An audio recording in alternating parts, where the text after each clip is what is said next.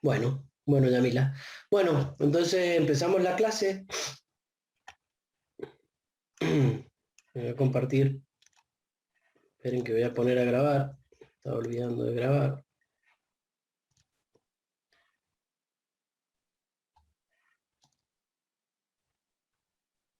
Recording in progress. Bien.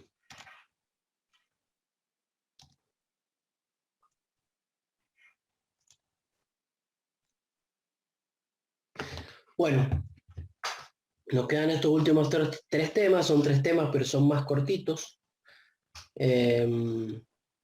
Así que vamos a ver hoy el presupuesto financiero como instrumento para la gestión.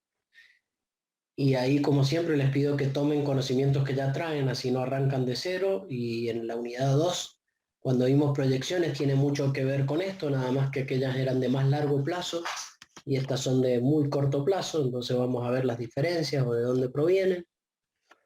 Vamos a ver el manejo de la tesorería, dónde se encuentra la eficiencia en el manejo de la tesorería, de qué está a cargo la tesorería, desde el punto de vista financiero, desde el punto de vista contable, desde el punto de vista operativo.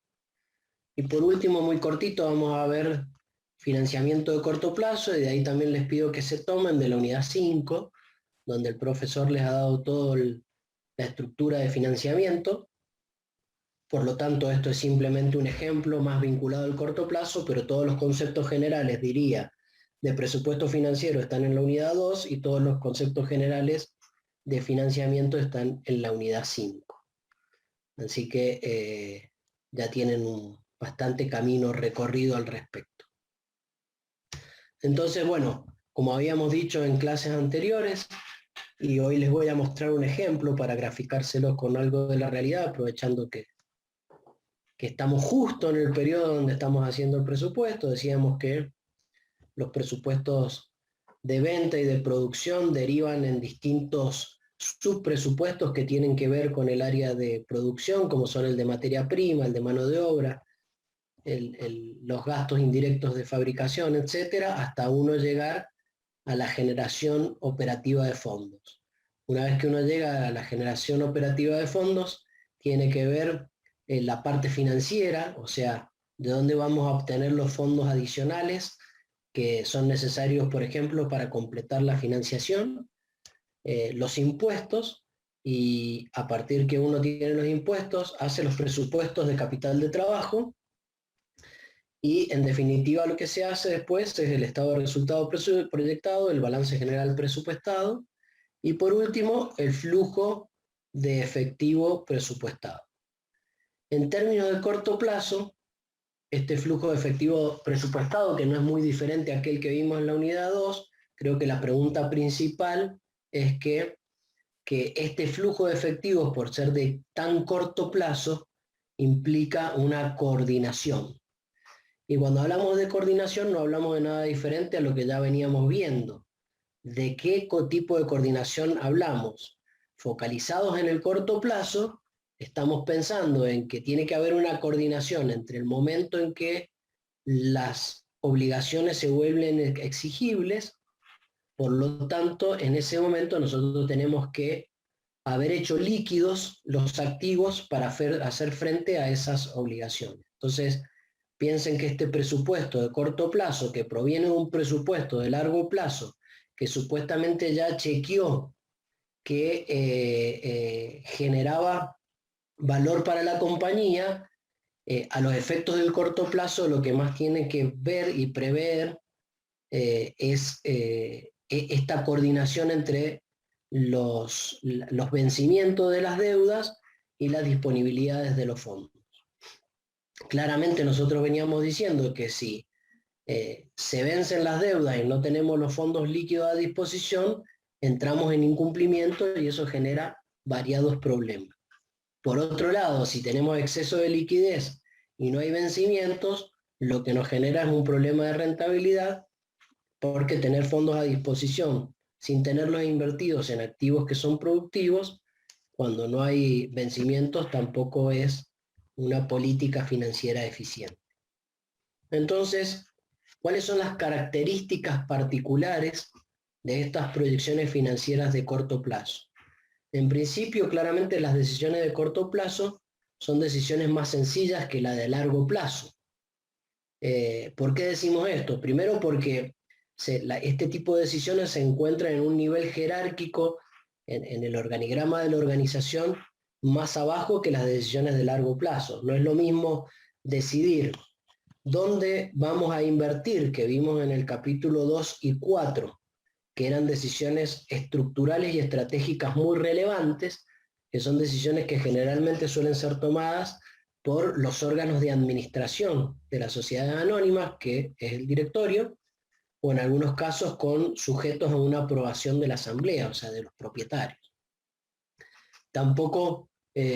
También son decisiones de largo plazo lo que hemos visto en el capítulo 5, o sea, la estructura de financiamiento es una decisión también estructural y que hace a largo plazo.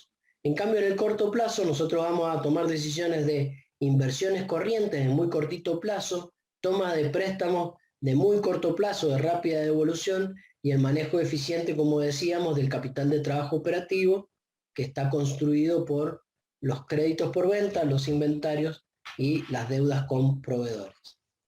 Dicho esto, tampoco le podemos quitar importancia al corto plazo porque ratificamos que esto hace al cumplimiento de la compañía. Yo podría tener un excelente negocio con un mal manejo de capital de trabajo y eso me lo va a convertir en un mal negocio porque los incumplimientos van a hacer que los proveedores cuando hablo de proveedores materiales y proveedores de fondos, dejen de confiar en la compañía. Entonces, las decisiones de largo plazo son importantes para crear valor, pero no se pueden ejecutar, digamos, sin un cumplimiento eficiente del corto plazo.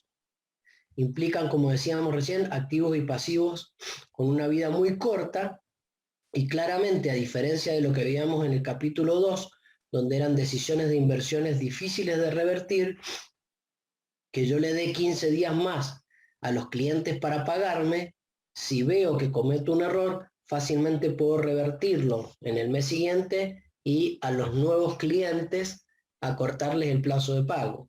O si yo negocio un acortamiento en el plazo de pago de los proveedores y veo que eso no está siendo eficiente desde el punto de vista financiero, puedo revertirlo y volver a pedir un mayor plazo a los proveedores.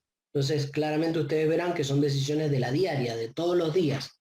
El tesorero de la compañía todos los días está tomando este tipo de decisiones, en cambio el directorio de la compañía de manera puntual toma una decisión de financiamiento o de inversión en la estructura de capital. Bien. Entonces, en definitiva, ¿cómo se construyen estos presupuestos de corto plazo? Generalmente, y ahora les voy a mostrar enseguida un ejemplo real, lo que se fijan en los presupuestos anuales son objetivos. Estos objetivos son de 3 niveles, podríamos llamarle así. Hay objetivos estratégicos que hacen a la política o al objeto de la compañía.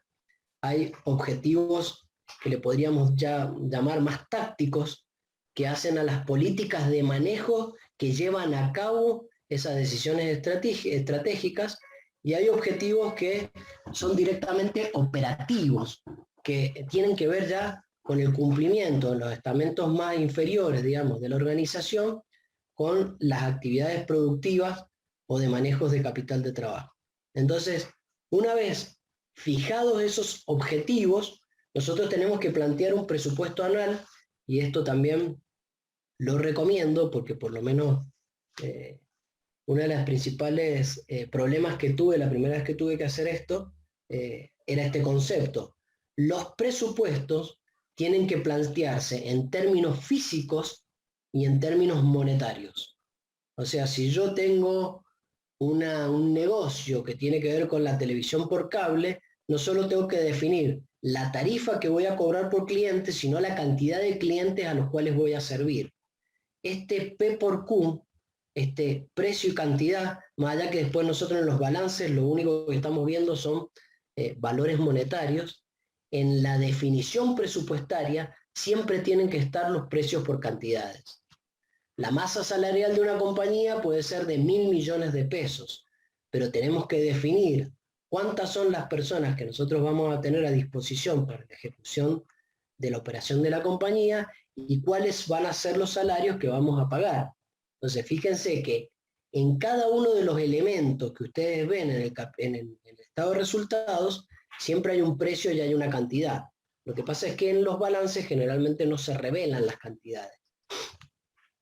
Si yo voy a comprar, por ejemplo, a los efectos de el mantenimiento en la compañía donde yo trabajo, por ejemplo, que los transformadores son importantes en las actividades de mantenimiento, tengo que saber a qué precios, qué cantidades y qué distintos niveles de potencia va a tener cada uno de esos transformadores.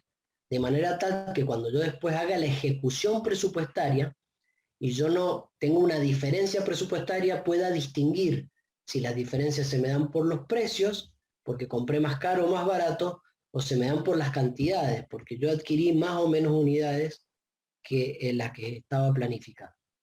Entonces eso es muy importante que se lo anoten y lo tengan en cuenta, porque generalmente uno, como contador, cuando empieza a hacer presupuestos, no tiene en cuenta las cantidades. Entonces del presupuesto, generalmente los presupuestos anuales derivan la gestión operativa, o sea, después está la ejecución de los objetivos planteados en el presupuesto y de la utilización de las partidas presupuestarias que están en cada uno de los niveles de actividad de las compañías. También les agrego como comentario, pero los presupuestos a veces se hacen por objetivos, como se suelen llamar en algunas compañías, o sea, se suelen plantear por unidades de ejecución del presupuesto. Por ejemplo, la gerencia técnica, la gerencia comercial tienen un presupuesto, pero también se plantean presupuestos por actividades, o sea que son, en vez de verticales al organigrama de la empresa, son horizontales al organigrama de la empresa, y entonces uno tiene la actividad productiva, la actividad comercial, la actividad de facturación. Entonces tiene presupuestos asignados más allá de los distintos estamentos, digamos, del organigrama, los tiene vinculados a las actividades que se ejecutan. Una vez que yo ejecuto la operación de la compañía, obtengo los resultados, o sea, vendo, tengo gastos, pago salarios, etcétera, etcétera, y ahí tengo que empezar a ver los desvíos que se producen entre el presupuesto y la realidad. Entonces, esos desvíos, que por ejemplo donde yo trabajo tenemos informes de control de gestión de aproximadamente 200 páginas mensuales, en donde se analiza mes a mes cuál era el presupuesto planteado y cuáles son los desvíos que se produjeron en ese mes por sobre el presupuesto mensual de ese mes. Incluso después, cuando va recorriendo el año, lo que se hacen es las acumulaciones presupuestarias y las acumulaciones de la ejecución operativa, para también ver las diferencias ya no en un mes, sino en los acumulados. Entonces, claramente, salvo que en el caso excepcional que no tenga desvíos, porque siempre tengo algún desvío, esos informes de control presupuestarios derivan en medidas correctivas. Imagínense que si yo no vendí la cantidad que pensaba que tenía que vender, tengo que ir a buscar si es que mis actividades de marketing fueron malas, si es que mi logística de distribución fue mala, si es que el precio no fue el precio que habíamos planteado, si es que el plazo que estoy dando a los clientes para pagarme no es el correcto. Entonces tengo que ejercer, en términos de que los problemas se produzcan desde el punto de vista operativo, un control operativo. O sea, directamente voy a ir a conversar o a tratar de entender cuáles han sido los problemas con aquel que está ejecutando la tarea, porque es un problema de ejecución operativa de los objetivos de la compañía. Generalmente eso deriva en el análisis de nuevos desvíos, que serán menores porque algunos van a generar correcciones a las actividades. Pero hay otro control que es un control ya más directivo, o sea, a lo mejor lo que está mal definido no es la ejecución de la política que se aplicó mal, sino que puede ser que haya una política mal definida. O sea, nosotros podemos decir, le vamos a dar 60 días a los clientes para que paguen, y resulta que eso no está generando mayores ventas. Entonces el problema es que hay que redefinir esa política. Y esa definición o esa redefinición lo va a hacer un organismo jerárquico de la compañía diferente a aquel que está ejecutando la actividad operativa. Y si ya el problema es estratégico, o sea que posiblemente más allá de que la política esté bien y esté bien ejecutada, lo que está pasando es que nosotros no tenemos el producto adecuado para cubrir la necesidad que tiene el cliente, o a lo mejor este es un negocio que está en decadencia, o tal vez nosotros no tenemos las habilidades necesarias para ser competitivos en esta industria. Entonces lo que tenemos que hacer es replantearnos el negocio, y eso claramente va a ser de análisis del directorio o probablemente directamente de la asamblea de accionistas. Entonces, tienen claro, primero, cómo se genera un presupuesto, cómo se ejecuta la operación, cómo se controlan las diferencias y cuáles son los lugares en donde yo tengo que ir a analizar los desvíos que se han producido. Si son de la ejecución de la política definida o de la estrategia comercial definida en la compañía. ¿Alguna duda hasta acá? ¿Algún comentario? ¿Algún aporte?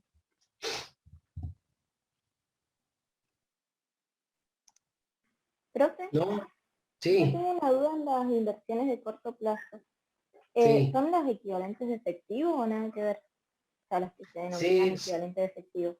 sí, suelen ser las que en el balance se llaman equivalentes de efectivo. O sea, ahora vamos a ver qué tipo de inversiones de corto plazo pueden existir, pero el objetivo del tesorero tiene que hacer un manejo eficiente del excedente que tenga en algunos momentos. Y ese manejo eficiente del excedente va a ser invertirlas, y va a ser invertirlas en instrumentos que tengan una liquidez de corto plazo, porque las va a necesitar para pagar las deudas, y tiene que invertir en esos tipos de instrumentos, que ya los vemos enseguida cuáles son.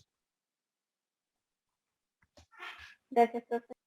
Bueno, yo les voy a mostrar ahora cómo hacemos en la compañía donde trabajo todo esto, a ver si esto existe o no existe, o si estamos enseñando cosas muy diferentes a lo que en realidad se hace en las empresas. Bueno, por supuesto, esto es un presupuesto de una compañía de distribución de energía eléctrica, y generalmente en los meses, yo ahora por ejemplo, en el mes de diciembre, los primeros días, voy a tener una reunión con todo el comité de gerentes y con algunos directores de la compañía, donde vamos a compartir el presupuesto del año que viene.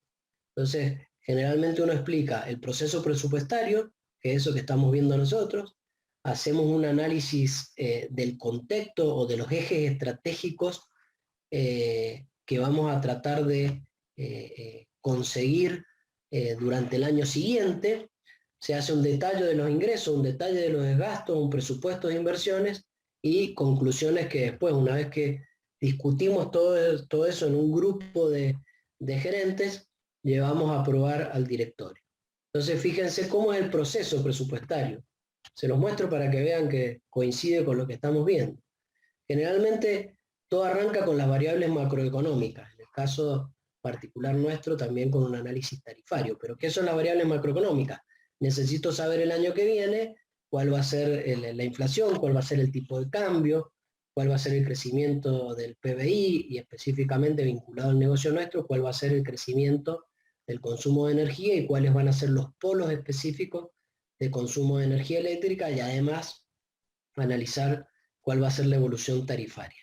Entonces, ¿dónde consigo? Bueno, esa información la consigo en los presupuestos nacionales, por ejemplo, si es que me sirven como indicador, y si no le creo a los presupuestos nacionales, ya sean de la nación o de la provincia, lo que busco es información de algunos especialistas que me dicen cuáles pueden ser los crecimientos de estas variables económicas.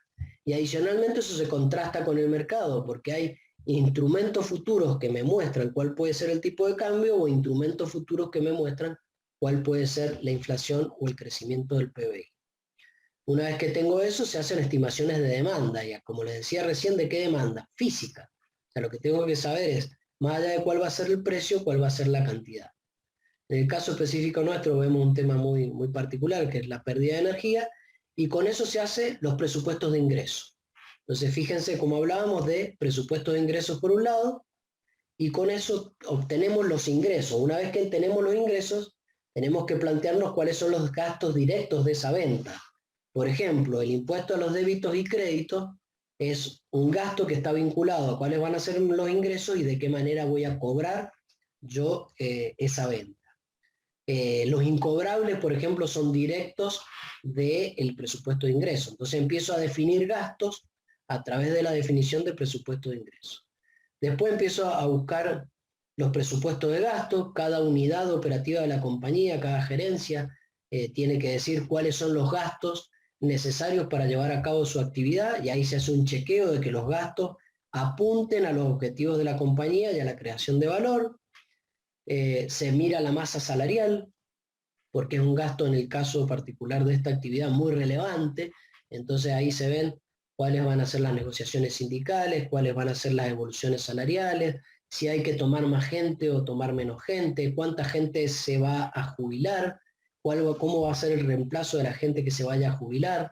Voy a hacer un reemplazo antes, entonces voy a agregar algunos salarios duplicados porque necesito que el que entra empiece a aprender antes que se vaya el que se va a ir, o en realidad voy a hacer un reemplazo después, incluso después de 2 o 3 meses, entonces voy a tener un ahorro salarial. Entonces con eso lo que tengo es el presupuesto de gastos. Una vez que tengo el presupuesto de gastos, necesito el presupuesto de inversiones. Entonces cada área que está vinculada a la actividad de la compañía me dice cuáles van a ser las necesidades de inversión. Y ahí se da algo muy contable que generalmente los ingenieros o aquellos que no se dedican a la contabilidad no suelen distinguir cuáles erogaciones son gastos y cuáles erogaciones son activaciones. Y como yo después tengo que contrastarlo o compararlo para analizar los desvíos con la contabilidad, tengo que presupuestar de la manera en que después voy a contabilizar. Entonces tengo que activar a aquellos que me pusieron en gasto y no sabían que era un activo, o mandar a gasto a aquellos que pusieron como activo y en realidad era una simple erogación del gasto vinculado a la operación. Con eso lo que tengo es el presupuesto de inversiones, y con eso lo que armo es el presupuesto económico. ¿Está claro hasta ahí? ¿Alguna duda?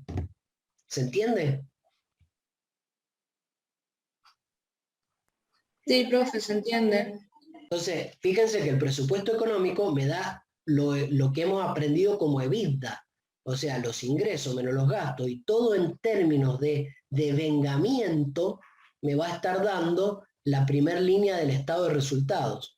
Ahora, hasta ahí yo no sé si estoy equilibrado o no desde el punto de vista financiero. Entonces, ¿qué tengo que mirar? Bueno, yo tengo que mirar cuáles son las necesidades de financiamiento, porque a lo mejor las inversiones son mayores que la generación operativa de fondos. Entonces, en realidad yo tengo un déficit. Entonces, tengo que saber que tengo que ir a pedir plata en algún lado para recomponer este presupuesto, para que este presupuesto salga equilibrado. Pero además necesito saber cómo va a ser el análisis de cobro y de pago, o sea, cómo va a ser la estructura presupuestaria del capital de trabajo. ¿Sí? Y eso es muy del área financiera. Entonces, fíjense que hasta acá están trabajando todos aquellos que no son del área financiera, pero yo tengo que mirar ahora si este presupuesto cierra o no cierra, y tengo que ver qué plazo voy a dar a los clientes para que me paguen, o qué plazo voy a pedir a los proveedores para pagar. Además de eso, tengo que ver la planificación fiscal. O sea, hasta ahora no hemos dicho cómo vamos a pagar el impuesto a la ganancia, cómo va a ser la generación del IVA, cómo vamos a pagar todos los impuestos nacionales y provinciales.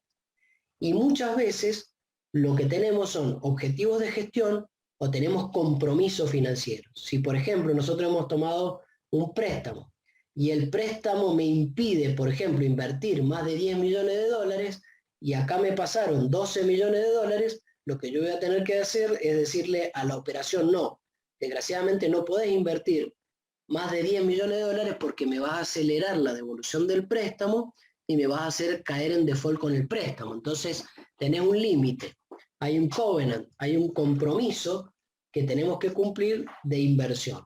O pueden haber otros compromisos, por ejemplo, los compromisos que ustedes vieron con el profesor, de relación EBITDA, de vengamiento de intereses, que por ejemplo el EBITDA no puede ser menor a 2 veces los intereses devengados. Entonces, si yo veo que estoy por debajo de eso, voy a tener que renegociar los intereses o posponer algunos gastos porque esta relación no me está dando y voy a caer en default. Una vez que tengo equilibrado este presupuesto desde el punto de vista económico y desde el punto de vista financiero, ya tengo un presupuesto financiero. Ese presupuesto es el presupuesto anual. Pero una vez que tengo el presupuesto anual, y eso es lo que yo quería que entiendan, pasa a tengo que armar el presupuesto mensual. Y una vez que tengo el presupuesto mensual, de ahí se va a armar el presupuesto diario, que es el que va a armar el tesorero de la compañía. Entonces fíjense que todas estas actividades que por ahí duran 3 meses, derivan en un presupuesto anual y después es función del tesorero armar el presupuesto mensual y estar alineando constantemente el presupuesto diario. ¿Queda claro cómo se arma? Esto es real, esto yo lo muestro al directorio de la compañía. Si queremos, esto tiene 70 hojas para que ustedes, nosotros generalmente estamos 2 días o 3 días analizando esto, que generalmente uno se va a algún lugar más retirado para que no molesten tanto los celulares, y después tiene montones de cosas adicionales, analizamos cuál es el contexto futuro y cuál es la visión general de la compañía, y definimos, por ejemplo, 3 ejes, un eje totalmente operativo, uno desde el punto de vista mediático, en este caso, y estoy mostrando un presupuesto anterior, cuál va a ser el contexto legal, porque teníamos algunas complicaciones legales, etcétera, etcétera, y ahí empezamos a mirar cada uno de estos elementos. No los quiero aburrir, esto es muy largo, si lo paso rápidamente van a ver que tenemos hoja y hoja y hoja y hoja de análisis, pero bueno, de todo esto se trata, hacer un análisis presupuestario que deriva en lo que ustedes están viendo ahora como presupuesto financiero. ¿Está bien? ¿Les sirve que veamos casos reales de compañías reales?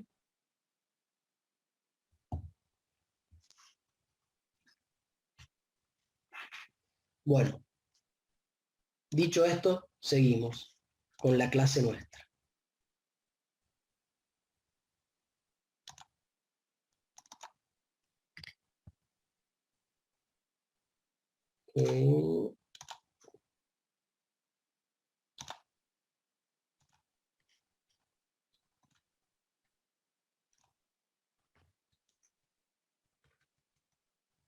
Bien, entonces en definitiva, vamos a plantear ahora sí el formato del presupuesto financiero mensual y también podríamos decir que podría ser diario. Por un lado vamos a tener el saldo inicial de caja, siempre se parte de un saldo inicial de caja. Vamos a tener la parte operativa, los ingresos operativos y los egresos operativos, y eso lo vamos a diferenciar entre las ventas del periodo que estamos analizando y las cobranzas que están originadas en ventas de periodos anteriores.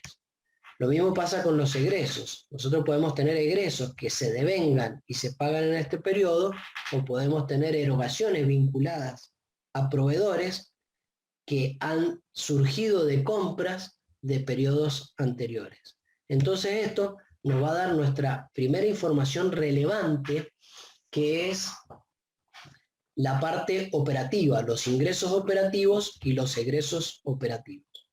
Una vez que tenga la generación operativa de fondos, voy a ver cuáles van a ser mis ingresos financieros, generalmente originados en las rentabilidades que podemos obtener de los instrumentos de financiación de corto plazo, de largo plazo, y los egresos financieros, que van a estar representados por los intereses que tengo que pagarles a aquellos que me han prestado a través de un banco o, por ejemplo, pagándole la renta a los tenedores de un bono que puedo haber emitido en otro momento. Y por último, podemos tener, sí, ingresos y egresos vinculados a actividades no operativas o ingresos y egresos extraordinarios. Entonces, eso me va a dar el déficit o el superávit del periodo que, sumado a la caja inicial, me va a permitir obtener la caja final, ya sea del mes o del el día, depende del periodo que esté usando. Entonces, ustedes, ¿a qué se parece esto que hay una parte operativa, una parte financiera y una parte de ingresos y egresos extraordinarios? En términos de la unidad 1, ¿se acuerdan a qué se parece? ¿A qué formulita? La parte operativa, la parte financiera. ¿Alguien me ayuda?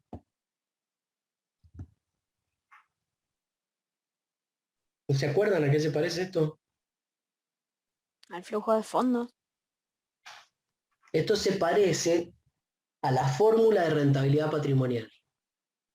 La fórmula de rentabilidad patrimonial hacía una relación entre la rentabilidad operativa, que es esta parte que está acá arriba, más la ventaja financiera, podríamos decir, que es el costo financiero, que está acá abajo, multiplicado por la estructura de financiamiento. Entonces, fíjense que cuando en el capítulo 1 nosotros hablábamos de esta estrella de generación de valor, decíamos que en la parte rosada estaba la parte operativa, o sea, la rentabilidad operativa era el producto del margen sobre ventas por la rotación operativa. Entonces teníamos esa parte de la fórmula vinculada a esta estrella del valor.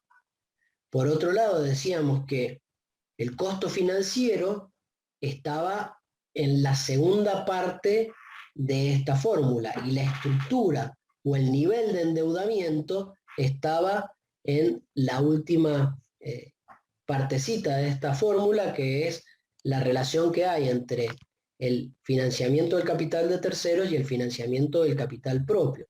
Entonces fíjense cómo todo se está vinculando, o sea, cuando en la unidad 1 presentamos esta fórmula aditiva de rentabilidad patrimonial, ahora estamos vinculándolo con la información que tengo que obtener de la proyección financiera de corto plazo. Por eso nosotros estamos planteando que tiene que estar dividido conceptualmente el flujo en la parte operativa y en la parte financiera y en la parte de ingresos que sean no recurrentes, como es el rendimiento no recurrente que el profesor decía, lo pongo acá para que me dé una estrella, pero en realidad lo tengo que separar porque los ingresos y egresos no recurrentes no son proyectables. Por lo tanto, la estructura que estamos planteando nosotros de esta proyección financiera tiene que ver con este concepto que arrancamos allá por el mes de agosto. ¿Está claro hasta ahí?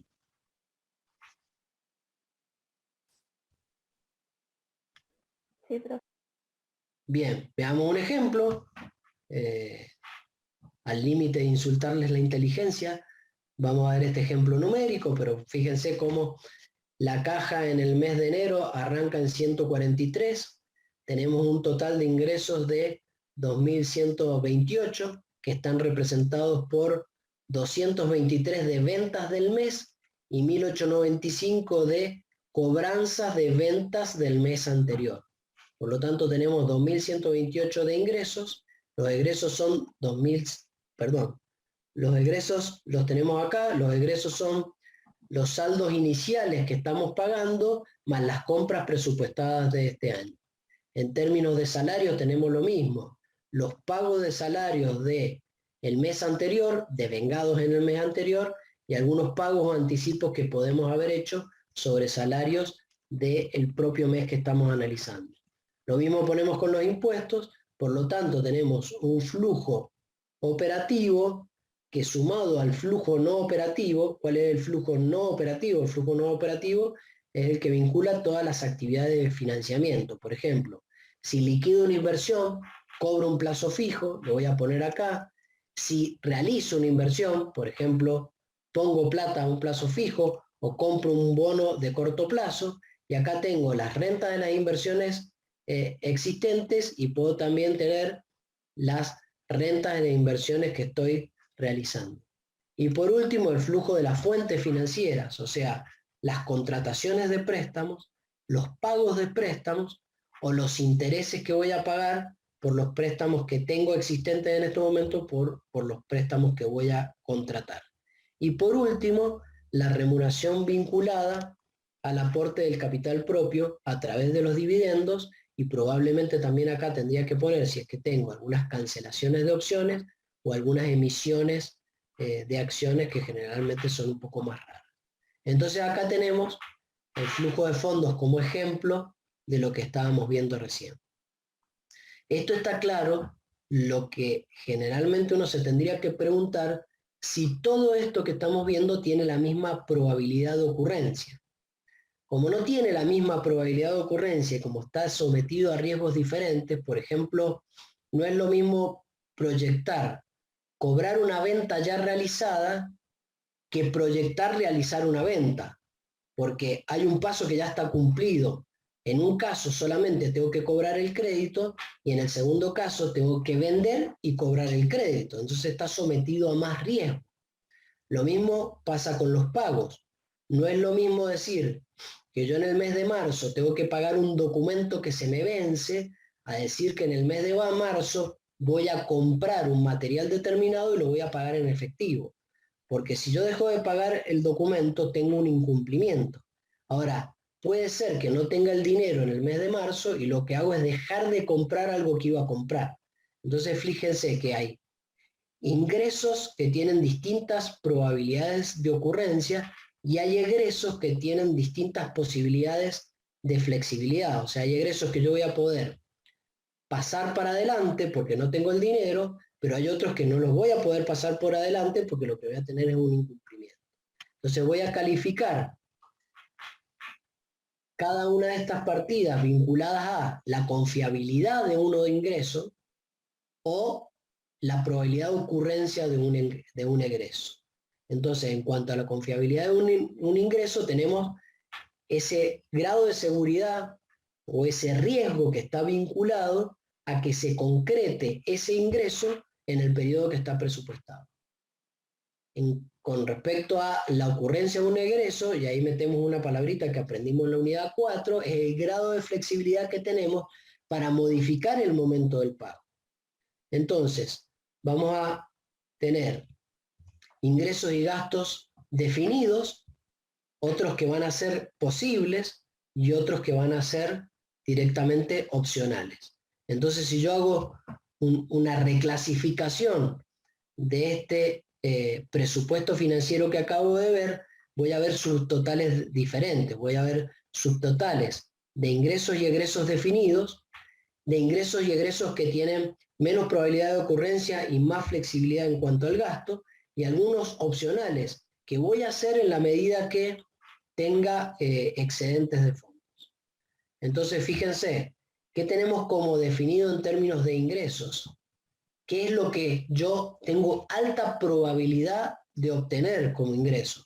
Un pagaré de clientes, entiendo que lo van a cumplir, tickets de tarjetas de crédito, cobro promedio de ventas a plazo, o sea, normalmente en mi experiencia a 30 días estoy cobrando, entonces en promedio entiendo que esas ventas ya realizadas que están traducidas en un derecho que es un crédito, se va a hacer efectivo en el momento que yo estoy diciendo que se va a hacer efectivo. Rentas financieras, o sea, si yo he puesto un plazo fijo a 30 días, entiendo que a 30 días voy a cobrar el plazo fijo. En cuanto a los egresos definidos, ¿qué tenemos? Un pagaré a un proveedor, si yo emití un pagaré, el proveedor lo tiene en la mano y vence dentro de 15 días, dentro de 15 días lo voy a tener que pagar, no lo voy a poder posponer. Por supuesto que lo puedo renegociar, pero lo vamos a dar como que lo tengo que posponer. Si emití yo un cheque a pagar, bueno, si incumplo voy a tener un problema legal. Entonces, un cheque de pago diferido es un egreso cierto, definido. Los impuestos. Es muy difícil ir a sentarse a la FIP y decir, bueno, el IVA, ¿por qué no me da unos días más? Salvo que salga un plan de pago orgánico desde el punto de vista de la FIP, pero no lo voy a poder posponer. Intereses de préstamos, no lo voy a poder posponer.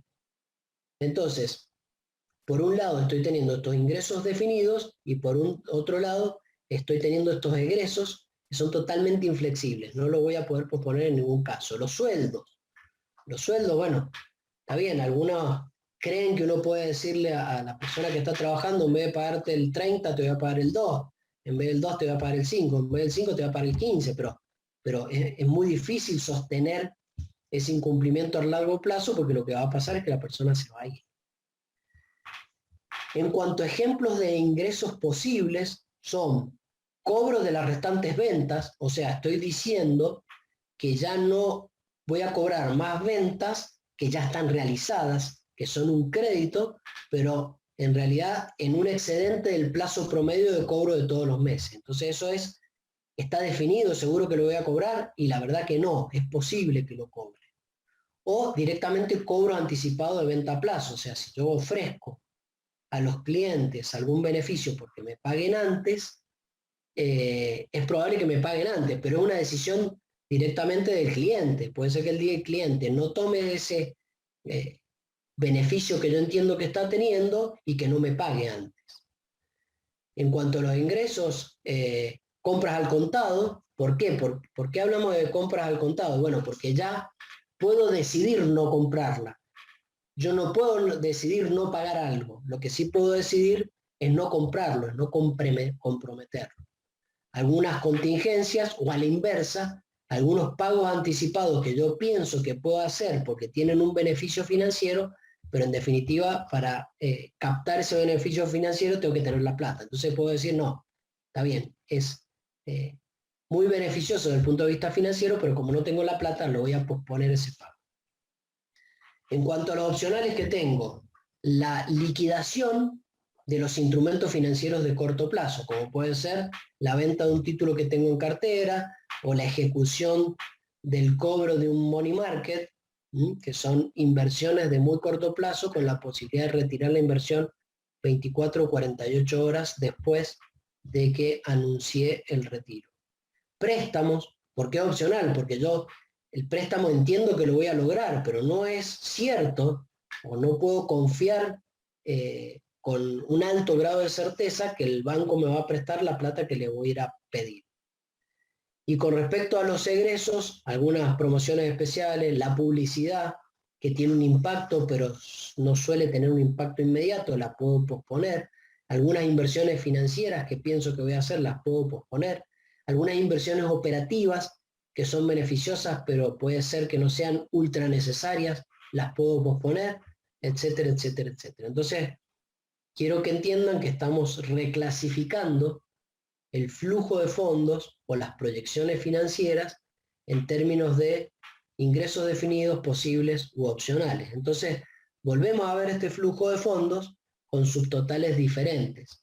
Ya estamos viendo el saldo al inicio, que es igual que el saldo al inicio de caja del ejemplo anterior. El saldo final de caja va a ser exactamente igual, pero la clasificación intermedia nos vamos a encontrar con un flujo neto definido, con los ingresos definidos y los gastos definidos, un flujo neto posible con los ingresos y los gastos posibles, y un flujo neto opcional con los ingresos y los gastos opcionales.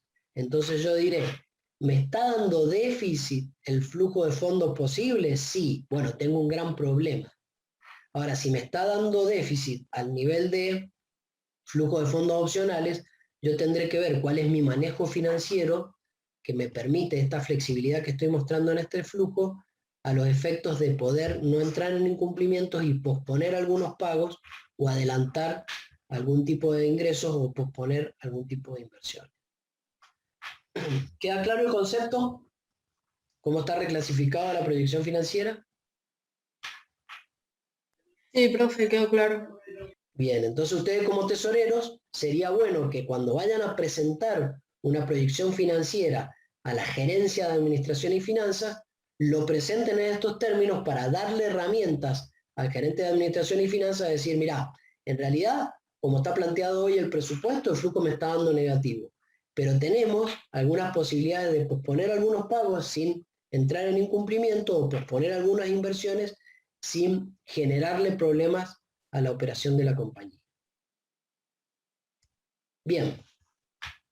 Por último, y esto simplemente para que sus cabecitas de contadores se vinculen con la cabeza financiera, La norma internacional de contabilidad, la número 7, trata el estado de flujo de efectivo y determina algunos objetivos que se tienen que cumplir, que son muy parecidos a los objetivos propios que estamos tratando de cumplir. Fíjense que dice que la información acerca del flujo de efectivo es útil porque suministra a los usuarios de los estados financieros las bases para evaluar la capacidad que tiene la entidad para generar efectivo y equivalente a efectivo. Entonces eso es lo que nosotros estamos haciendo con las proyecciones financieras, es ver cuál es la capacidad de generar flujo de fondos. También dice que es necesario para mostrar la liquidez que tiene la compañía, y lo que estamos mostrando acá es en qué momento se produce la liquidez para no entrar en incumplimientos. Y acá abajo dice que hay que ver las fechas en que se producen los vencimientos y la vinculación que tiene la liquidez. Y adicionalmente a todo esto, lo que acabamos de ver, cuál es el grado de certidumbre relativo a la generación del fondo con respecto a la cancelación de la obligación. Entonces, está alineado lo que ve un lector de los estados contables del estado financiero del flujo de fondos que está en el balance con el objetivo interno que tenemos nosotros en el armado de las proyecciones, ya sea de largo plazo del capítulo 2 o de corto plazo de este capítulo donde estamos viendo el capital de trabajo. Bien.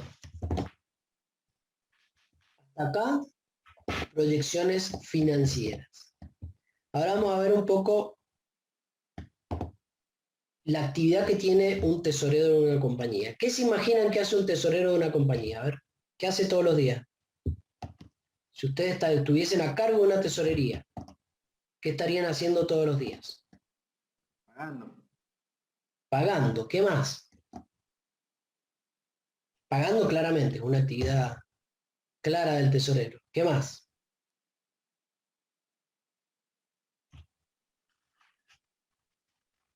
Para pagar tengo que, ¿qué tengo que hacer antes para pagar? ¿En los cobros, profe?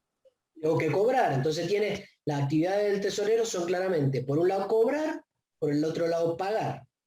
¿Qué pasa si los pagos son inferiores a los cobros? ¿Qué tiene que hacer el tesorero? Tiene más cobros que pagos. ¿Cuál es la otra actividad del tesorero? Invertir el excedente. Transitoriamente esos fondos. Invertir esos fondos. ¿Qué le pasa a la inversa? El tesorero, ¿cuál es la actividad en la que va a estar enfocado el tesorero si los ingresos son inferiores a las obligaciones? Gestionar préstamos. Tiene que gestionar préstamos. ¿Dónde gestiona préstamos el tesorero?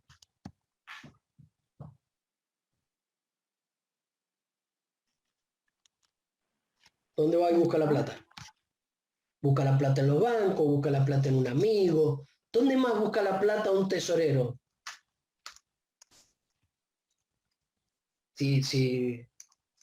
Supónganse que no hay banco. ¿Dónde más busca la plata el tesorero? Está desesperado por cobrar, está desesperado por buscar plata. ¿A dónde irían? Pierina, ¿a dónde iría si está desesperada por buscar plata?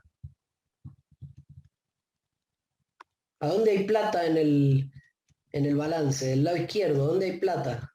¿Dónde puedo liquidar?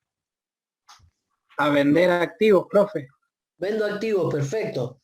¿Cuáles son los activos más fáciles de vender? Los de corto plazo. Si tengo un money market ahí y Sí, voy y lo liquido. O descontar un cheque, quizás.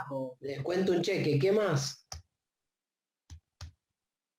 Le puedo ofrecer condiciones convenientes de cobranza anticipada a los clientes. Entonces estoy desesperado por plata. Entonces el tesorero dice, ¿por qué no le ofrecemos el 10% a los clientes de descuento? Porque el banco al final me está cobrando una tasa del 20%. Entonces, en vez de ir a pedir al banco, le ofrezco un descuento menor a los clientes me dan la plata antes y me financio con eso. O todo lo que les puede haber mostrado el profesor con la securitización de carteras o con la titulización de carteras. Todos esos son elementos que el tesorero constantemente está viendo, depende si tiene excedentes o si tiene necesidades de fondo. ¿Qué más hace el tesorero?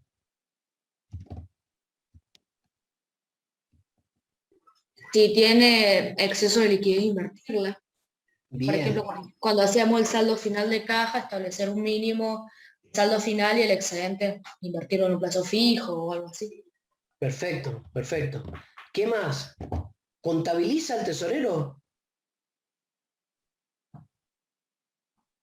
Sí, contabiliza. Todo lo que estamos haciendo, todo lo que estamos diciendo, se tiene que contabilizar. Entonces el tesorero también es responsable de contabilizar. ¿Contabilizar qué? Todo lo que estamos diciendo. Los cobros, los pagos, las inversiones de los excedentes, las solicitudes de los préstamos, el costo de esos intereses, etcétera, etcétera. ¿Qué más hace el tesorero? Negocia con los bancos. ¿Y qué hace? ¿Cómo negocia con los bancos? Negocia paquetes enteros. O sea, va al banco y le dice, mirá, está bien, yo te voy a dar el pago de la nómina de todos mis empleados. Entonces, todos mis empleados van a pasar por tu banco cuando cobren. Entonces, voy a poder darle préstamo a los empleados, hacer que esos empleados inviertan en los plazos fijos tuyos. Por lo tanto, eso te interesa. Pero si yo te doy la nómina de mis empleados, préstame plata a una tasa que sea eficiente. Y además te pido por favor que me bajen las comisiones, porque los bancos cobran comisiones por todo esto. Entonces el tesorero está obligado a negociar las comisiones. El tesorero también está obligado a proteger la posibilidad de devaluación de los activos que tiene él en cartera. Entonces también tiene que ir a cubrir en el mercado financiero esas posibilidades. Todo eso tiene que hacer el tesorero. Entonces, claramente, un tesorero no tiene tiempo de aburrirse. Yo hoy estuve charlando con el tesorero justamente para ver, más allá que estoy charlando todos los días, pero para ver en las locuras que normalmente entramos para que se entienda cuál es la actividad del tesorero. Entonces, volvamos a la clase y veamos si todo esto está contenido. Entonces, fíjense que el tesorero tiene que generar un equilibrio, como dijimos en la primera clase de esta unidad, entre liquidez y rentabilidad. ¿Sí? Por eso volvemos a tener una balanza que se parece mucho a la balanza de los inventarios. ¿Se acuerdan? Entonces, la condición de equilibrio entre liquidez y rentabilidad se va a producir en la igualdad de el valor marginal que me produce la liquidez versus el valor marginal de los intereses a los que renuncio por tener liquidez. ¿Se entiende lo que estoy diciendo? O sea, yo teniendo liquidez, estoy renunciando a invertir esa plata y a obtener intereses. Pero la liquidez tiene un valor per se. O sea, tener liquidez tiene un valor. ¿Cómo calculo el valor marginal de los intereses a los que renuncio? ¿Cómo lo calcularían ustedes? Piensen en el balance. Tengo en la cuenta corriente 200.000 pesos. ¿Cómo calculo el costo de oportunidad de esos 200.000 pesos? ¿A alguien se le ocurre? Ya a esta altura de la materia es fácil hacerlo. Si me fijo cuánto me pagarían por ponerlo en un plazo fijo o algo así.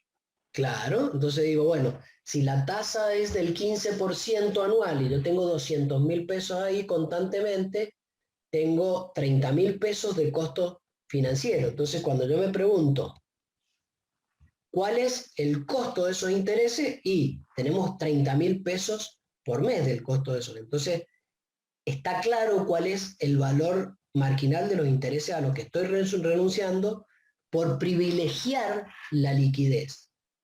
Entonces yo les pregunto, ¿cuál es el valor marginal de la liquidez? ¿Quién me dice? Tomás, a ver, ayúdame. Cuando ¿será, vos tenés... profe, la diferencia contra lo que obtengo? Claro, pero yo te hago, hagamos una pregunta más mundana.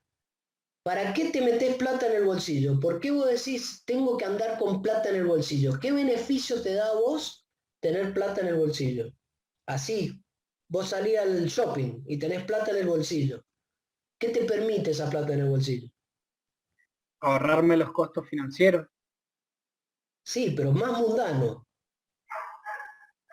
Por ejemplo, yo ayer fui al shopping ya había descuento en la venta de zapatillas, pero yo no tenía plata, porque la plata la tenía a plazo fijo. ¿Puedo aprovechar esa opción? Ah, no puede. Entonces, la liquidez tiene un valor per se, ¿se entiende? Es muy fácil ver el costo de la liquidez, pero cuando yo me inflexibilizo e invierto todos mis fondos y pierdo la liquidez, en la aparición de una oportunidad no la voy a poder tomar. Entonces, si ustedes, por ejemplo, cobran el sueldo el día 30 y el día primero hacen un plazo fijo y se ganan todos los intereses. Pero cuando vayan al shopping y digan, sí, hay descuento en la venta de camiseta de fútbol de Argentina y quieren ir todos a San Juan a ver el partido y quieren comprarse la camiseta de Argentina como quiere mi hija, entonces decir, hay descuento, pero no lo puedo aprovechar el descuento porque la plata no la tengo a plazo fijo. ¿Está claro cuál es el valor de la liquidez? Sí, pero ¿y matemáticamente? Matemáticamente es difícil hacer una fórmula, pero lo que no tenemos duda es que la pérdida del beneficio de la posibilidad de inversión en un activo que en ese momento está en descuento, te estás perdiendo ese beneficio, ¿está claro? Ah, sí, pensé que era fácil la fórmula, me la iba a enseñar. No, bueno, si todo fuera fácil, si todo fuera una fórmula matemática no daríamos clases directamente ahí, listo. Mejor, profe, mejor. Mejor sería. Entonces vamos a ver el concepto ahora. Comentario, esperen. Vamos a ver el concepto acá. Comentario al margen, hacemos.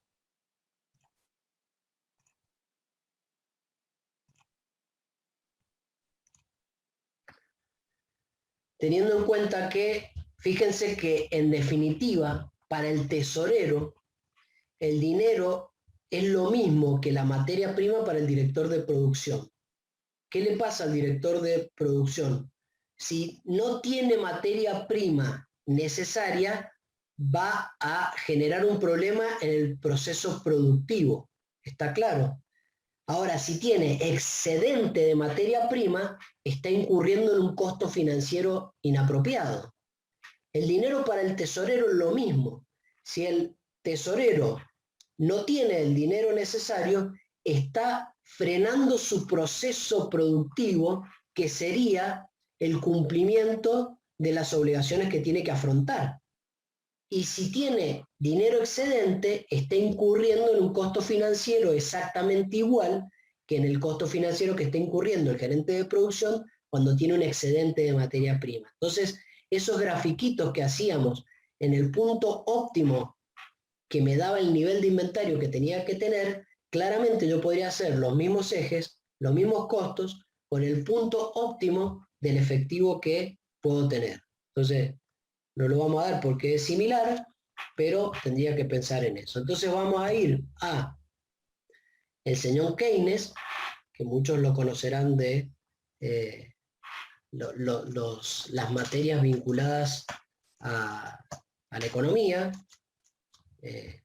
¿Alguien se acuerda si vieron a Keynes en algún momento? ¿Lo vieron a Keynes? ¿Se acuerdan a quién se oponía a Keynes? Veíamos a quién en economía.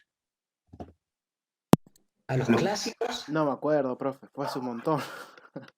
No, ¿cómo? Te tenés que acordar, si ya se están por recibir. No se acuerdan, a ver. Al ¿No se acuerdan liberalismo nada de clásico. esto? Dale. Al liberalismo clásico. Bien. ¿Y más o menos te acordás cuál era la diferencia entre unos y otros? Esos grafiquitos, ¿se acuerdan de oferta y demanda? Keynes trabajaba sobre el corto plazo. Claro, y que Keynes lo que en definitiva decía es que... Que la I siempre estaba, se aprovechaba al máximo, puede ser, que la renta era máxima en uno y en el otro.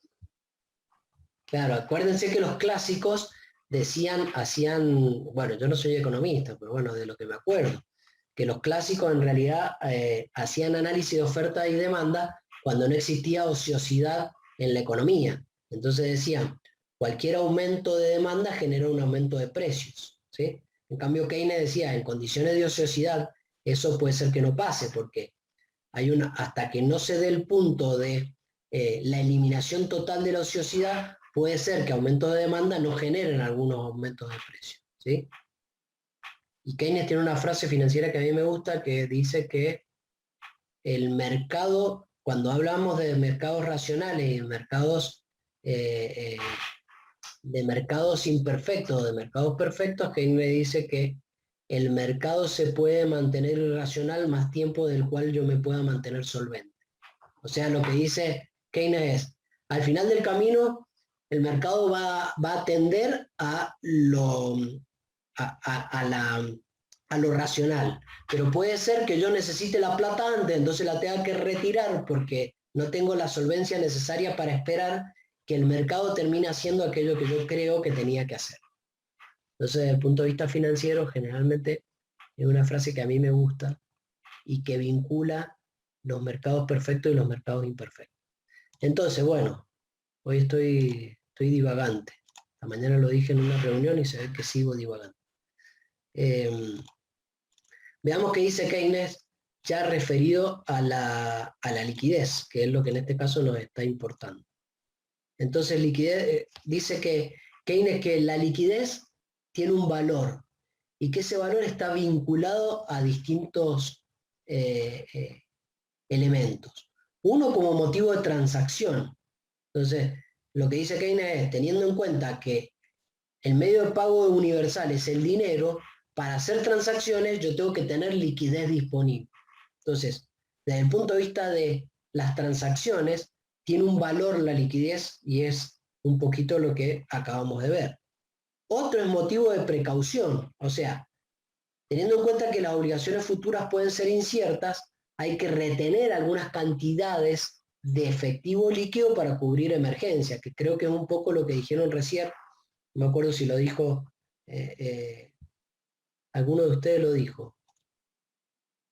Creo que lo dijo Yamila, vos lo dijiste, Yamila, me parece.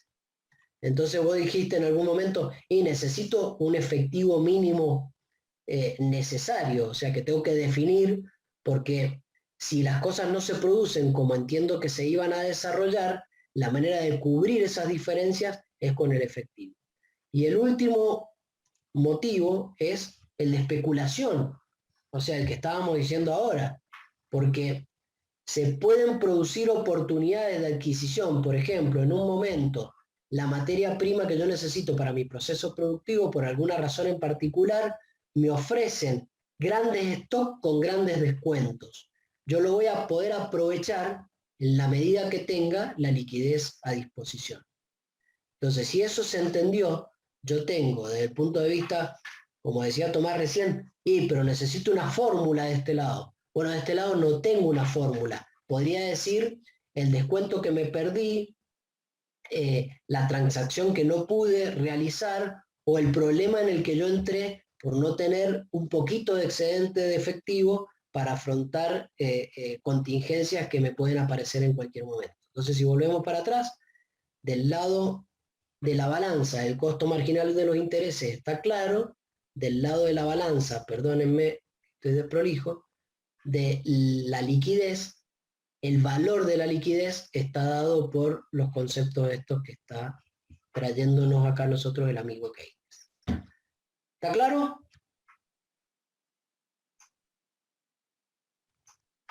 Bien. Sí, profe. Ya lo dijimos, pero repasamos qué hace la tesorería.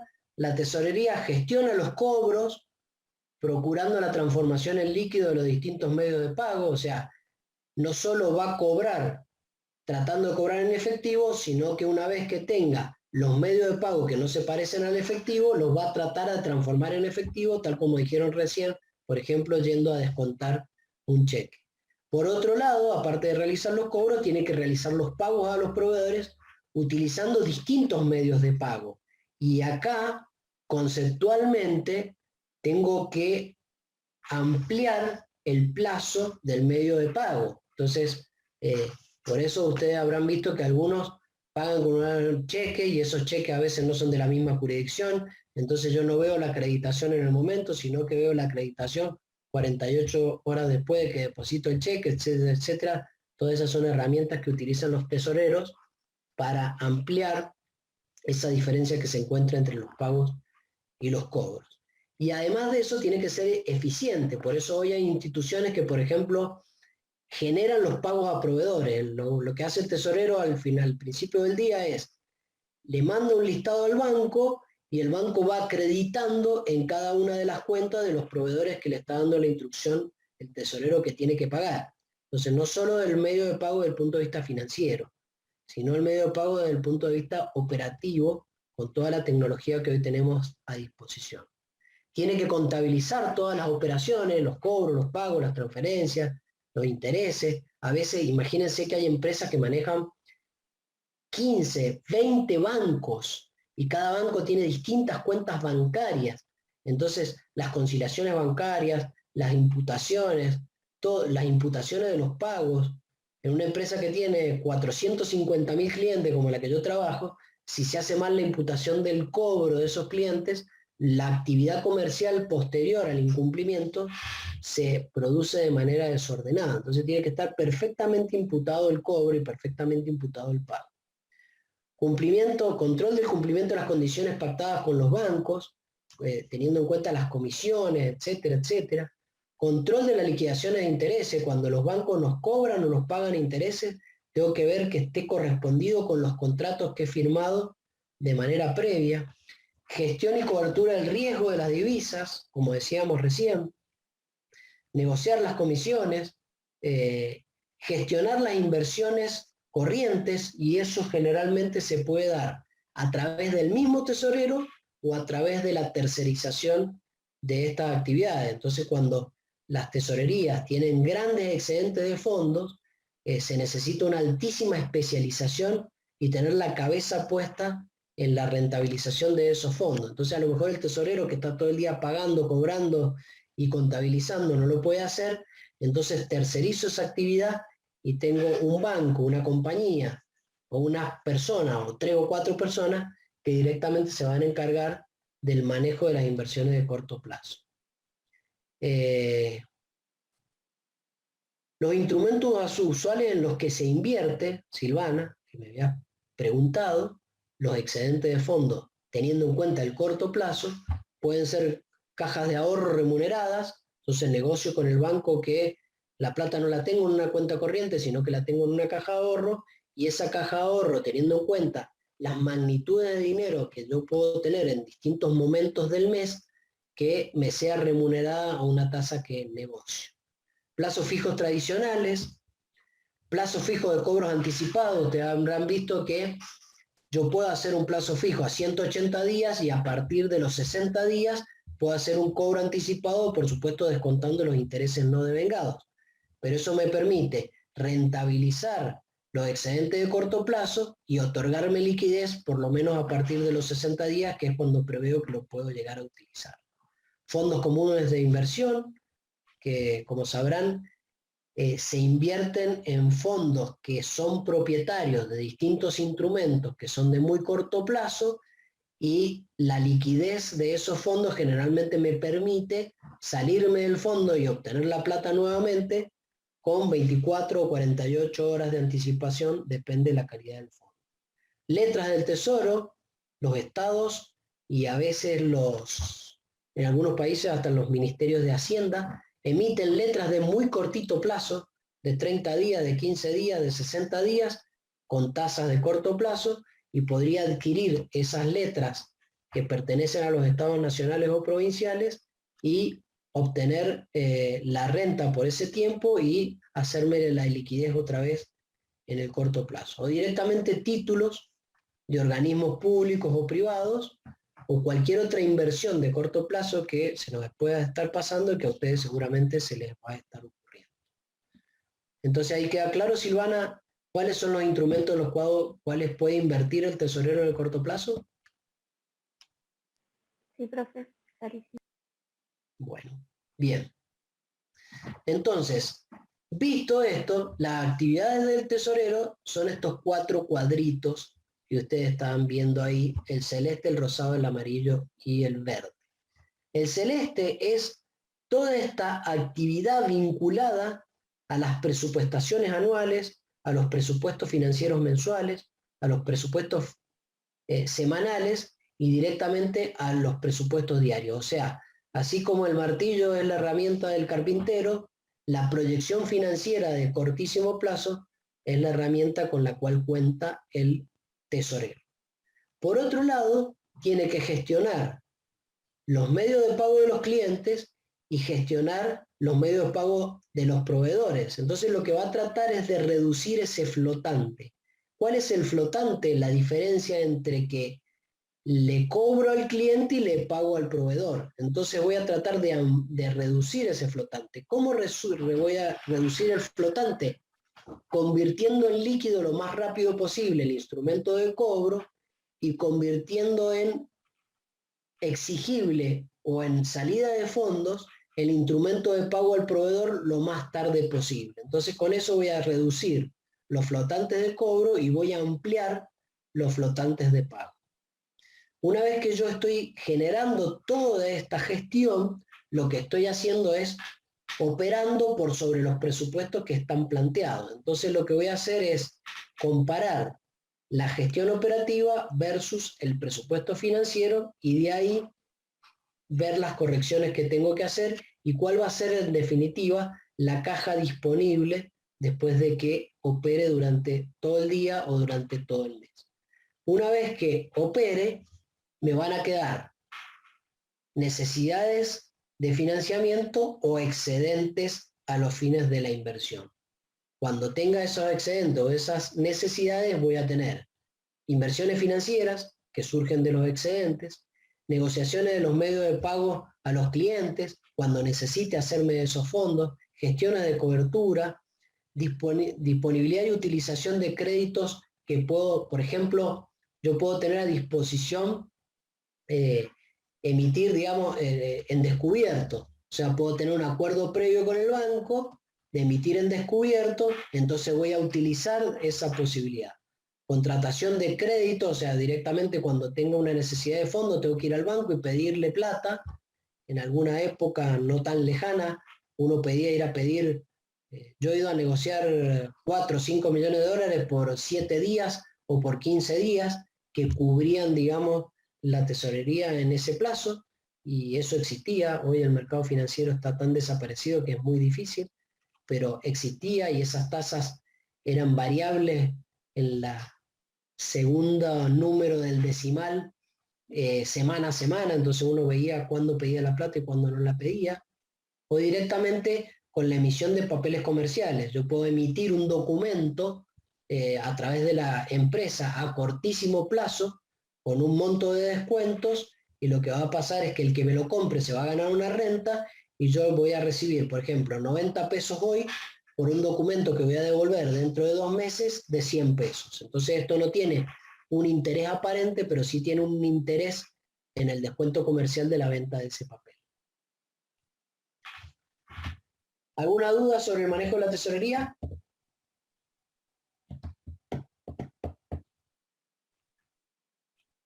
Bien. Por último, para terminar la clase, vemos financiamiento de corto plazo, muy simple. En este triángulo que generalmente estamos utilizando en el capital de trabajo, nosotros tenemos que ver cuál es el riesgo vinculado a las dificultades financieras, o sea, en qué momento vamos a tener nosotros la necesidad de tomar fondos. Para tomar fondos nosotros tenemos que previamente calificar las carpetas con los bancos. O sea, yo tengo que ir al banco a calificar la posibilidad de que el banco me dé plata previo a que necesite la plata, porque son procesos que demoran en el tiempo. Entonces, generalmente el banco me va a pedir los balances, me va a pedir proyecciones financieras de corto plazo, me va a pedir las declaraciones juradas de IVA, me va a pedir las declaraciones juradas de ganancias, probablemente me pida una entrevista con el gerente general. Todo eso pide el banco para calificar a una compañía. Entonces, toda esa información o esa gestión tiene un costo, es como una inversión que uno hace con la entidad financiera para después poder pedir la plata en el momento que la necesita. Entonces, en ese momento uno va a negociar cuál es el instrumento a través del cual me van a prestar la plata, si es la emisión de un bono, si es directamente un préstamo directo, un mutuo del banco, puede ser un préstamo sindicado. Los préstamos sindicados son un préstamo que hace el banco, pero uniendo dinero de distintos bancos. Entonces a uno le prestan, por ejemplo, 100 millones de pesos, pero hay 25 millones de pesos que lo puso el Banco Francés, 25 millones lo puso el Galicia, otro 25 el Banco Boston y el otro 25 el Citibank. Entonces cuando un solo banco, por riesgo o por imposibilidades operativas, no puede prestar toda la plata, lo que hace es fondearse de distintos bancos y hay un solo banco que es el líder de eso, pero hay varios bancos que están prestando. Entonces generalmente hay que negociar los gastos de emisión o de contratación de esos préstamos y con eso vamos a tener la magnitud de las posibilidades de endeudamiento, con el costo efectivo de ese endeudamiento y con el plazo al cual me puedo endeudar. Entonces, en términos de este triángulo, son estos los elementos en los cuales se tiene que dedicar el tesorero a abrir ventanas de endeudamiento para los momentos en que lo va a necesitar y que los tenga precalificados. Un punto aparte también son las garantías que piden los bancos a los fines de dar los préstamos. Las garantías puede ser sin una garantía específica, porque entiende el banco que tiene activos suficientes como para responder en caso de un incumplimiento, o puede ser con una garantía específica. Y ahí garantías tenemos distintos tipos.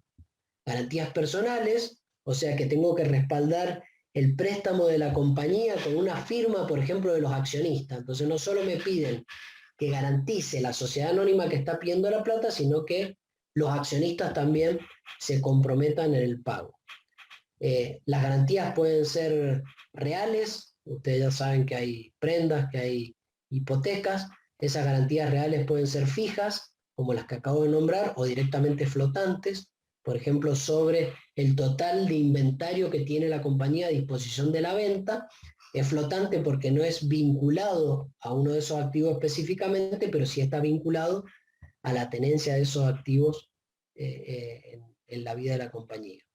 Puede ser cesiones de crédito. Los bancos a veces, cuando uno le pide plata, el banco me obliga a cederle de manera previa, en el caso que yo tengo un incumplimiento, los créditos a cobrar. Entonces supónganse que este evento ocurriera, en el momento de otorgar el crédito, el banco me obliga a notificarle a los clientes que en caso de incumplimiento, directamente el pago, en vez de ser a mí, va a ser directamente al banco. Entonces, ejecuta esa cláusula el banco en el momento en el cual yo tengo el incumplimiento del pago a través de los clientes directamente al banco, en vez de que la plata pase por la compañía y después vaya al banco. Claramente eso me quita posibilidades de futuro endeudamiento, porque yo cada vez que doy una garantía sobre un activo, le estoy quitando garantía a algún otro prestamista. O sea, está claro que cuando yo le dedico como garantía a un banco los créditos que voy a cobrar, mañana no se lo puedo ofrecer a otro banco. Entonces, cada vez que doy alguna garantía, tengo que pensar por qué estoy privilegiando a esa entidad por sobre otras que en el futuro tal vez necesite privilegiar. O directamente la venta de crédito. O sea, ya estamos hablando de lo que habían hablado con el profesor, de directamente, en vez de tomar ese crédito como garantía, es la venta del crédito para el pago del banco en el momento que esté el incumplimiento. ¿Qué tipo de préstamos hay de corto plazo? Préstamos comunes. Simplemente voy y pido un mutuo por una cantidad de días. Préstamos con línea, o sea, líneas de préstamos abiertas a tomar en el momento que lo necesite. Generalmente esas posibilidades de endeudamiento que me da el banco puede ser con algún costo de la parte no utilizada. O sea, yo tengo la posibilidad de endeudarme a una tasa del 15% a 40 millones de pesos, y si no uso ese endeudamiento 40 millones de pesos, por ejemplo, si uso 20, el banco me va a cobrar algún costo por ser la parte que no he tomado, que va a ser un costo muy inferior a tomar los 40 millones, va a ser una tasa inferior al 15%, pero algo me va a cobrar. Préstamos puente para inversiones. Un préstamo puente es el préstamo que yo tomo en el déficit financiero que tengo entre, por ejemplo, la necesidad que tengo en este momento y la posibilidad de estructurar un préstamo de largo plazo. Supónganse ustedes que necesito hacer una inversión hoy, que la voy a financiar con una emisión de un bono a 10 años, pero a lo mejor la inversión la tengo que hacer hoy y el bono lo puedo emitir dentro de 6 meses. Entonces yo voy al banco y le pido un préstamo puente por 6 meses hasta que yo pueda hacer la emisión de obligaciones negociables. Bueno, más o menos esto cubre los préstamos de corto plazo que puedo obtener en el mercado a los fines de obtener el financiamiento. ¿Alguna duda hasta acá?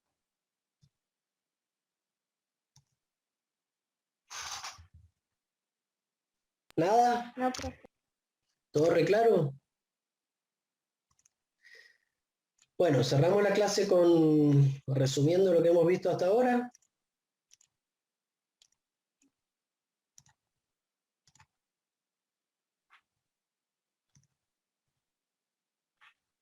Simplemente un repasito, esto lo voy a pasar rápido.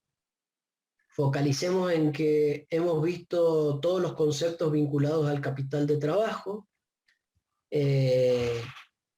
Hemos visto algunos componentes particulares del capital de trabajo. Me parece muy importante que recuerden esto. Nosotros debemos definir las políticas de gestión del capital de trabajo. Hemos definido un análisis, una herramienta particular de análisis del capital de trabajo, que es este análisis marginal, que es muy parecido al análisis que hacíamos con respecto a las inversiones de largo plazo, pero en este caso estamos viendo si en el cortísimo plazo la decisión está siendo correcta o incorrecta. Y lo que estábamos por una balanza era, de un lado, la inversión que realizamos en capital de trabajo y el costo de los fondos, y del otro lado, el impacto operativo que tiene esa decisión. Un ejemplo era, si ampliábamos la posibilidad de plazo de pago de los clientes, eso iba a tener un costo financiero, pero teníamos que ver cuántas ventas adicionales estábamos agregando a la compañía y cuál de esas dos platitos de la balanza pesaba más en la decisión.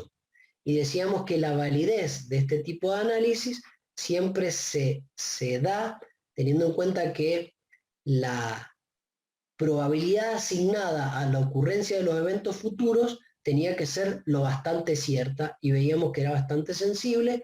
Hemos visto ejemplos de compañías que tienen esta información a disposición o el uso de la inteligencia artificial para ser más exactos y más efectivos en la determinación de esas probabilidades. Algo que no nos podemos olvidar es cuál es el costo de los fondos relevantes. El costo de los fondos relevantes puede ser el préstamo de corto plazo que tengo que tomar para esta decisión por 2 meses, o el préstamo de corto plazo que cancelo con esta desinversión desde el punto de vista del capital de trabajo, la tasa del capital propio si es que los fondos solamente se financian con capital propio, o la tasa promedio de costo del capital en la medida que esta decisión sea de capital de trabajo pero más estructural, y esa estructura esté financiada por el promedio de esas dos inversiones. Veíamos los principios básicos seguían siendo vigentes, seguíamos inclusive en el manejo del capital de trabajo, el objetivo principal era la creación de valor para el accionista, y teníamos políticas agresivas o conservadoras desde el punto de vista de la inversión o desde el punto de vista del financiamiento. Desde el punto de vista del financiamiento, una estructura es conservadora cuando yo tengo financiado todo el capital de trabajo en la decisión estructural, de estructura de capital, valga la redundancia de la palabra estructura, de la decisión de decir, bueno, yo voy a financiar toda la compañía, inclusive el capital de trabajo, con préstamos de largo plazo o con capital propio. Entonces ahí veíamos que el tesorero tenía excedentes. Del otro lado, como eso es muy caro o puede ser muy caro, yo lo que hago es solamente financiar las necesidades de capital de trabajo con préstamo de corto plazo y no con la estructura de capital que he decidido en el momento de constitución de la compañía. Lo mismo pasa con las inversiones. Puedo tener grandes colchones de liquidez o tener una liquidez muy ajustada, apuntando a la rentabilidad, pero que en el exceso de esa política podría llegar al incumplimiento. Bien, entonces decíamos que las compañías siempre están buscando la creación de valor. Entonces, para eso las compañías tienen que realizar inversiones, por lo tanto necesitan un financiamiento inicial, que fue lo que vieron en la unidad 5, una estrategia competitiva coherente, y de ella se iban a derivar todos los capítulos que hemos ido viendo en las distintas unidades de la materia.